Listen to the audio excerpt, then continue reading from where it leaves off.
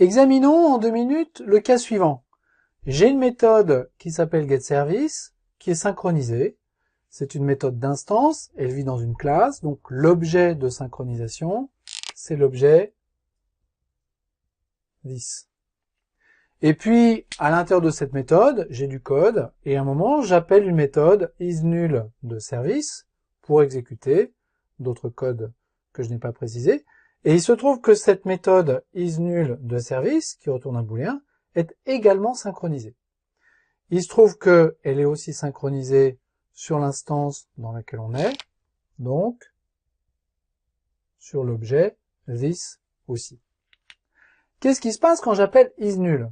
Si on applique les règles que l'on vient de voir, j'ai besoin de faire une requête sur l'objet this pour lui demander s'il a la clé, s'il possède son moniteur. Or, à l'évidence, il ne peut plus l'avoir puisque je suis en train d'exécuter un bloc synchronisé, précisément sur this. Cela dit, je suis dans un cas un petit peu particulier. Il n'a pas son moniteur parce que c'est moi, thread T1, qui le possède. Le thread qui est en train d'exécuter isNull est forcément le thread qui possède le moniteur de l'objet this. Ça, c'est un cas d'exception qui va autoriser le thread qui exécute getService à également exécuter la méthode isNull. Pourquoi? Parce que ce thread possède déjà le moniteur qui est nécessaire à l'exécution de la méthode isNull.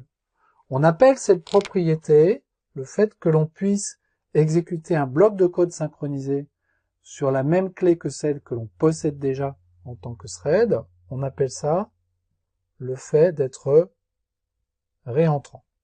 La synchronisation en Java, c'est un mécanisme qui est réentrant, c'est-à-dire que quand je possède déjà une clé, je peux entrer dans un bloc synchronisé sur la même clé que celle que je possède.